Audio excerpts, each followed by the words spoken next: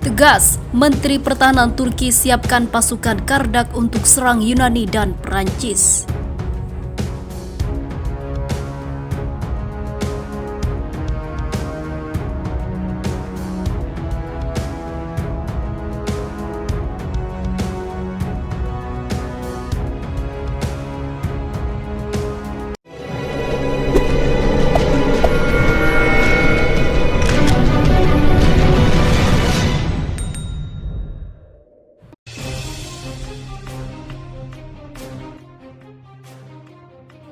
Menteri Pertahanan Turki Hulusi Akar dan Kepala Staf Umum Angkatan Bersenjata Turki Jenderal Yasar Güler pada hari Sabtu kemarin, 12 September 2020, secara khusus mengunjungi markas pasukan amfibi atau Komando Serangan Bawah Air di Pulau Aegean perbatasan antara Turki dan Yunani.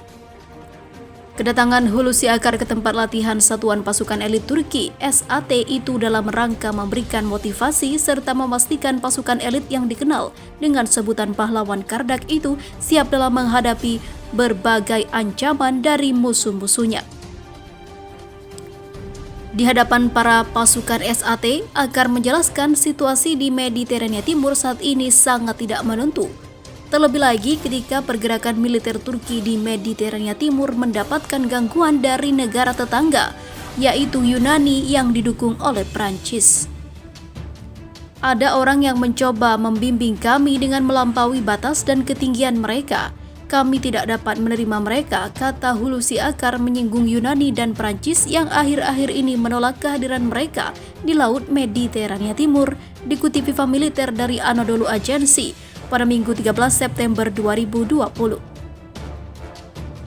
Kunjungan Hulusi Akar itu merupakan sinyal kuat bagi negara-negara Uni Eropa, khususnya Yunani dan Prancis.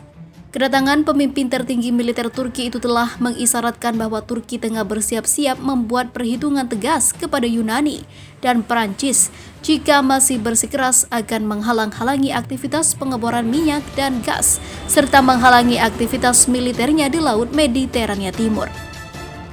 Untuk diketahui, perselisihan antara Turki dan Yunani atas pulau kecil tak berpenghuni Kardak telah membawa kedua negara itu ke ambang konflik bersenjata pada tahun 1996 silam. Ketegangan kedua negara tetangga itu kembali memuncak akhir-akhir ini setelah Turki memutuskan melayarkan kapal Oruç yang didukung oleh sejumlah kapal perang Turki untuk melakukan kegiatan eksplorasi minyak dan gas di Laut Mediterania Timur.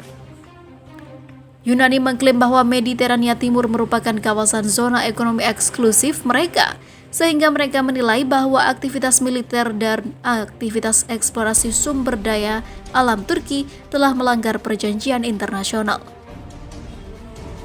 Sebagaimana diberitakan Viva Militer sebelumnya, Yunani tidak sendirian dalam menghadapi kekuatan militer Turki. Dia didukung oleh Prancis. Prancis bahkan dikabarkan telah mengerahkan satu buah kapal induknya, Charles de Gaulle, dan sejumlah kapal perang lainnya untuk menghadapi Angkatan Laut Turki di sekitar Laut Mediterania Timur. Kehadiran militer Prancis itu ditentang keras oleh Presiden Turki Recep Tayyip Erdogan. Dalam berbagai kesempatan, Erdogan telah menegaskan pihaknya tidak akan mundur selangkah pun dari Laut Mediterania Timur. Turki menegaskan siap menghadapi pasukan militer Yunani yang didukung oleh Prancis demi tujuan eksplorasi minyak dan gas mereka di Mediterania Timur. Di sisi lain, memburuknya hubungan Turki dan Amerika Serikat ternyata bisa berimbas pada konflik sengketa wilayah dengan Yunani. Senator Amerika Serikat Ron Johnson mengemukakan kekhawatiran Presiden Turki Recep Tayyip Erdogan akan menutup pangkalan udara militer Incirlik, Adana, Turki. Menurut laporan Sputnik News yang dikutip Viva Militer, pangkalan udara militer Incirlik adalah salah satu fasilitas yang tak hanya digunakan oleh Angkatan Udara Turki, tetapi sejumlah pasukan militer negara-negara anggota Pakta Atlantik Utara atau NATO juga ada di pangkalan itu. Angkatan Udara Amerika Serikat atau US Air Force, Angkatan Udara Kerajaan Arab Saudi RSAF, dan Angkatan Darat Kerajaan Spanyol IDT juga menempatkan sejumlah pasukannya di Incirlik. Memburuknya hubungan Turki dan Amerika Serikat membuat Johnson khawatir Erdogan akan menutup pangkalan militer itu. Pasalnya, pangkalan udara militer Incirlik adalah salah satu pusat logistik militer untuk NATO di wilayah itu selama beberapa dekade. Sementara Turki yang tengah berseteru dengan Yunani justru mendapat kecaman pula dari sejumlah anggota NATO. Kecaman negara-negara NATO terhadap Turki bukan cuma lantaran pertikaian dengan Yunani, akan tetapi keputusan Erdogan membeli rudal sistem pertahanan udara S-400 Trump juga membuat NATO geram. Puncaknya, Amerika secara resmi menangguhkan posisi Turki dalam program jet tempur siluman F-35 Lightning II. Kami tidak tahu apa yang akan terjadi dengan pangkalan udara militer Incirlik. Kami berharap yang terbaik, tetapi kami juga harus merencanakan untuk menghadapi yang terburuk, ucap Johnson dikutip FIFA Militer dari Washington Examiner.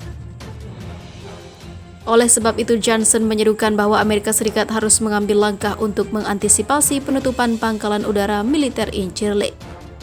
Andai pangkalan itu benar-benar ditutup, maka Amerika Serikat dihimbau Johnson untuk menjadikan pangkalan Angkatan Laut Pulau Kreta, Yunani sebagai alternatif.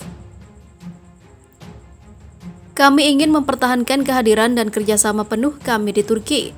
Saya tidak berpikir kami ingin melakukan perubahan strategis, tetapi saya pikir dari postur pertahanan kami harus melihat kenyataan dari situasi di mana jalan yang ditempuh Erdogan tidak baik.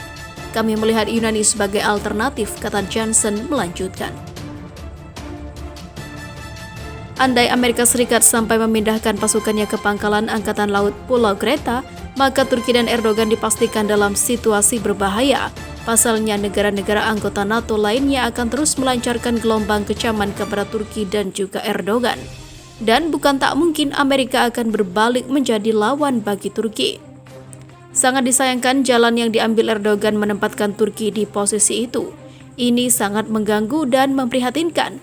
Ini adalah salah satu alasan kami meningkatkan kerjasama militer kami dengan Yunani. Langkah memperkuat kehadiran kami di Teluk Sauda karena kehadiran kami di Turki pasti terancam, ucap Johnson.